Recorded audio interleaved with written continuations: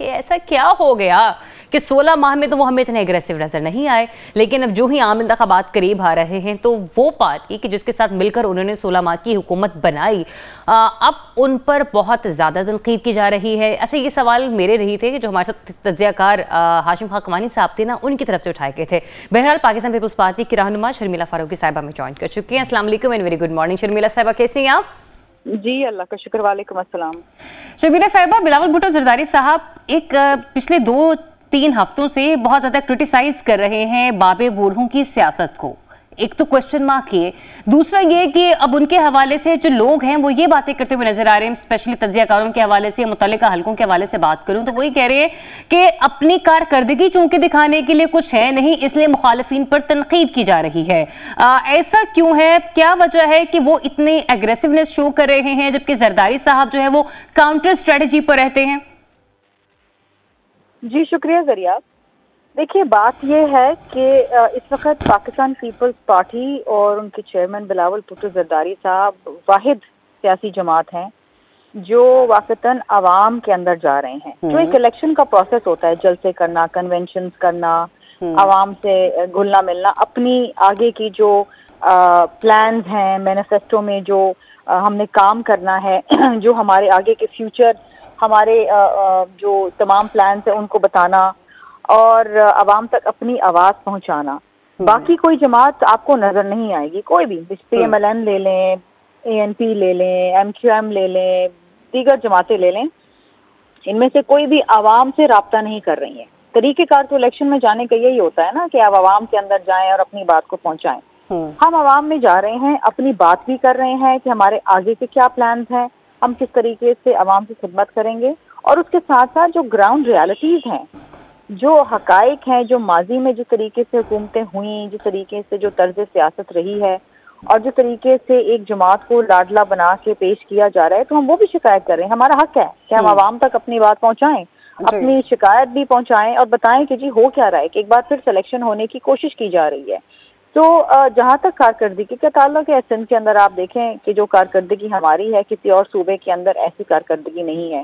थरकोल हमारा प्रोजेक्ट है, CPEC हमारा प्रोजेक्ट है, सेहत के हवाले से जो अस्पतालों के अंदर काम किया गया है वो हमने करके दिखाया है। फिर आप देखिए कि सैलाब जदगान के हवाले से जो 21 लाख घर बना के दिए जा रहे हैं, सिर्फ पीपल्स पार्टी ने ही ये बेड़ा उठाया ना, कोई और जमात तो नहीं है जो ये काम कर सकती है। तो जब हम बात करते हैं रोटी कपड़ा मकान की, तो हकीकतन पीपल्स पार्टी उसको अमली तौर पे काम करके दिखाती है। तो ये जो नाकदीन है और जिस नाकदीन की आप बात कर रही हैं, मुझे लगता है ये PMLN के ही लोग हैं जो ये अपनी ये जो इनके पर जो अब ये टैग लग चुका है लाडले का, क्योंकि अवाम के लाडले नहीं है, ये एस्टैब्लिशमेंट के लाडले हैं। तो अब इनको ये बात पसंद नहीं आ रही क्योंकि सुनना नहीं चाहते ना, ये तो दिखाना ये चाहते हैं कि हम इलेक्शन लड़ के आगे आएंगे और हम बहुत हमारी बड़ी कारकर्दगी है। अगर ऐसी कारकर्दगी होती तो आवाम में जाते, जलसे जुलूस करते, कन्वेंशन करते, आवाम तक बात पहुंचाते, लेकिन आपको वहां पर इस किस्म की कोई एक्टिविटी नजर नहीं आएगी। सही। अच्छा, मुझे क्या बताइएगा कि क्या वाकई आपकी भी जमात को इस बात का दराक हो चुका है कि अगले जो वज़ीर-ए-आज़म हैं वो नवाज शरीफ साहब ही हैं? यही वजह है कि थोड़े से हमें एग्रेसिव नजर आते हैं बिलावल भुट्टो जरदारी साहब अक्सर जलसों में बात करते हुए उनके खिलाफ। और उस पर मैंने खुर्रम दस्तगीर साहब का भी यहाँ पे कॉमेंट ऐड करना चाहूंगी। वो एक जगह पर इंटरव्यू दे रहे थे तो वो यही कह रहे थे कि बिलावल साहब कुछ भी कहते रहे, हम बदले में जवाब देना मुनासिब नहीं समझते। ये उनका है मामला कि अगर वो क्रिटिसाइज हमें करना चाहते हैं और हमारे खिलाफ बात करना चाहते हैं तो जरिया जवाब है नहीं ना, क्योंकि जमीनी हकाइक तो यही बता रहे हैं कि जिस तरीके से गवर्नर हाउस के अंदर इजलास हो रहे हैं PMLN के, जिस तरीके से सजाएं मुअत्तल हो रही हैं, जिस तरीके से स्टेट प्रोटोकॉल दिया जा रहा है, ये किसी और को तो नहीं दिया जा रहा। जवाब होगा तो देंगे ना, जाहिर बात है। इनके लिए एक बहुत ही डिफिकल्ट टाइम है क्योंकि जब ये सिलेक्शन की तरफ जा रहे हैं और आवाम के वोटों को अहमियत नहीं दे रहे हैं, बैलेट पर डाका पर डालने की कोशिश की जा रही है, तो जाहिर बात है ये एक ऐसा मामला है जो किसी के लिए भी पसंदीदगी का नहीं होता है। अच्छा शर्मिला साहब, एक सवाल मैं आपसे ये भी लेना चाह रही हूँ कि जैसे भी आपने खुद भी अपने गुफ्तगू में कहा ना कि आप लोगों ने सिंध में बहुत ज्यादा काम किया और कुछ कामों की विटनेस मैं इसलिए हासिल भी हूँ कि बहुत सारे मीडिया डेलीगेशंस भी गए थरकोल पावर प्रोजेक्ट को विजिट करने के लिए, NIC वीडियो को देखने के लिए, और इसके अलावा भी आप लोगों के बहुत सारे मैंग्रोव फॉरेस्ट, बहुत सारे ऐसे जगह हैं कि जहां पर मीडिया को बाकायदा ले जाकर विजिट भी करवाया गया। लेकिन क्या वजह है कि उन चीजों को भी इस हद तक प्रोजेक्शन नहीं मिल पा रही है, मीडिया तक वो मैसेज क्लियर नहीं हो पा रहा, कन्वे नहीं हो पा रहा कि इस वक्त सिंध में पीपल्स पार्टी ने कितनी खिदमत की है? और क्या आपको नहीं लगता कि सूबे की सियासत से बढ़कर अब आप लोगों को वफाक की सियासत की तरफ आना होगा, या बहुत देर हो गई है? देखिए जी, सिंध के अंदर जो काम किया है वो सबके सामने, इसमें कोई ढकी छुपी बात नहीं है। कराची में हमें कहा जाता था कि जी बल्दियाती इंतखाबात लड़ने की जरूरत ही नहीं है क्योंकि पीपल्स पार्टी के वोट ही नहीं है। अल्हम्दुलिल्लाह हमारा मेयर आज यहाँ पर है। कराची में एक शिकायत थी जो बिल्कुल बजा थी कि जी कराची में ट्रांसपोर्ट के निजाम में पीपल्स पार्टी उस तरीके से काम नहीं किया, लेकिन वो भी हम रेड बसेस ले आए, खवातीन के लिए अलग बसेस ले आए। सिंध के अंदर जो अस्पतालों का जो नेटवर्क है, NICVD को ले लें, गम्बट इंस्टीट्यूट को ले लें, national institute of child health को ले लें, ये तमाम चीजें हैं। एक आम आदमी को क्या चाहिए होती है? सेहत की सहूलियात चाहिए होती हैं, अच्छी तालीम चाहिए होती है।